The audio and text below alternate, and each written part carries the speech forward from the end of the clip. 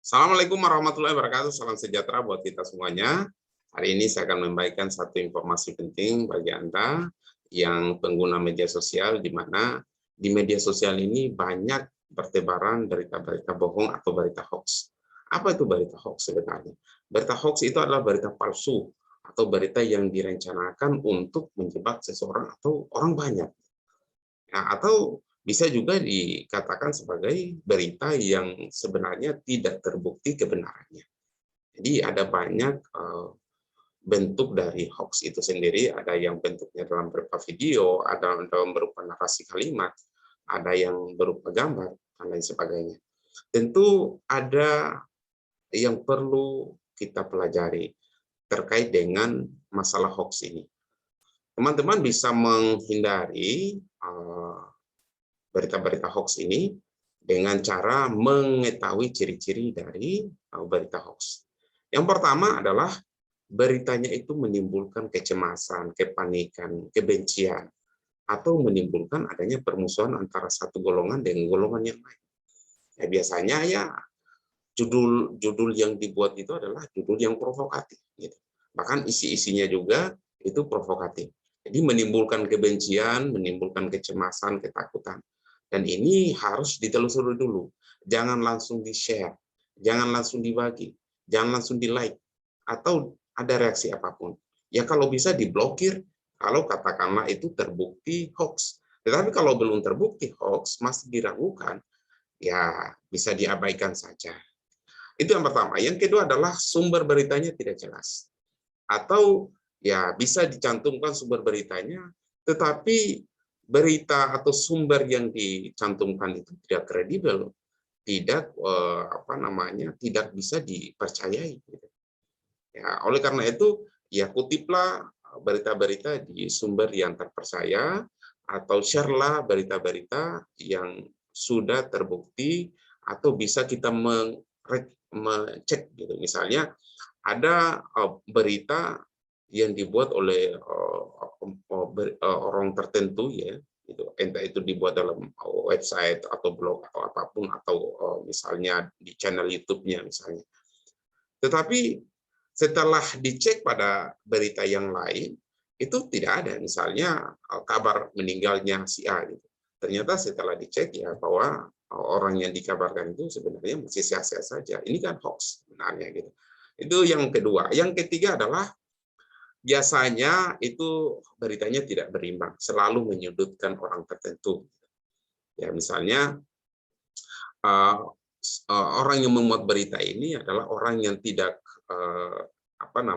tidak senang dengan misalnya ustadz, ulama atau katakanlah ya tokoh-tokoh tertentu misalnya. Kemudian hampir setiap hari dia menyerang atau setiap berita yang diunggahnya, yang dibuatnya itu selalu menyudutkan orang-orang atau pihak-pihak tertentu.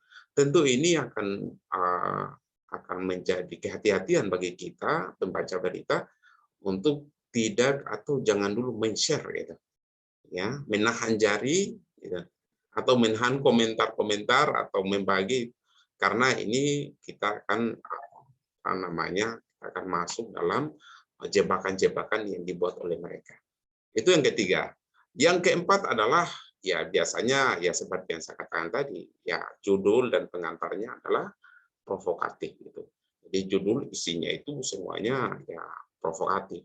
Provokatif itu apa? Sifatnya memprovokasi atau mengadu domba. Jadi orang-orang yang mengadu domba, biasanya berita-berita yang mengadu domba itu dalam skop politik misalnya, dalam agama misalnya. Itu banyak terjadi dalam agama maupun dalam politik atau dalam sistem pertahanan keamanan selalu terjadi. Kemudian yang kelima adalah memberikan penghukuman. Gitu. Jadi selalu kalau misalnya seseorang salah nih, gitu, berbuat salah, kemudian muncul berita ya karena orang sudah kesal dengan orang itu, maka dibuat-buatlah beritanya ya sampai kabar atau situasinya ya sangat dramatis sekali, dibuat-buat ya, supaya orang yang bersalah itu disudutkan betul gitu. Ya padahal ya kita harus juga adil gitu. Oleh karena itu apabila kita membenci satu golongan, maka kebencian itu jangan menghancurkan atau melunturkan keadilan kita. Gitu. Maka kita harus adil meskipun itu pada musuh kita. Itu yang kelima. Yang keenam adalah menyembunyikan data dan fakta. Jadi biasanya datanya tidak jelas ya. Fakta-faktanya ya kadang-kala dibuat dengan narasi yang ya sedih, dibuat dengan narasi yang yang cukup dramatis ya, dibuat drama-drama yang seakan-akan itu disakiti, seakan-akan itu memang dia menjadi korban. Nah, ini banyak terjadi di di berita-berita yang di-share di media sosial pastinya.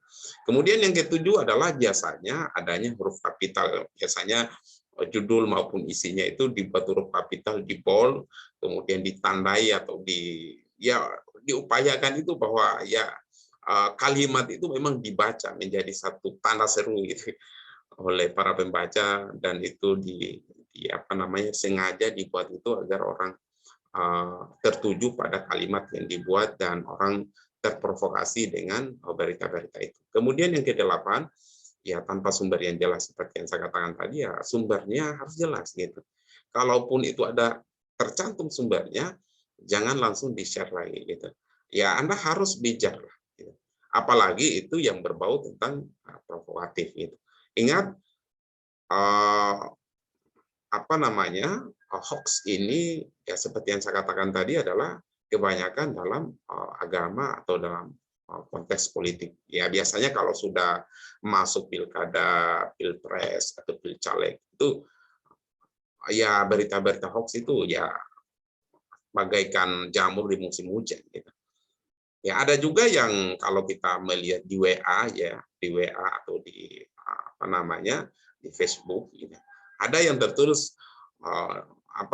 mengcopy di grup sebelah gitu.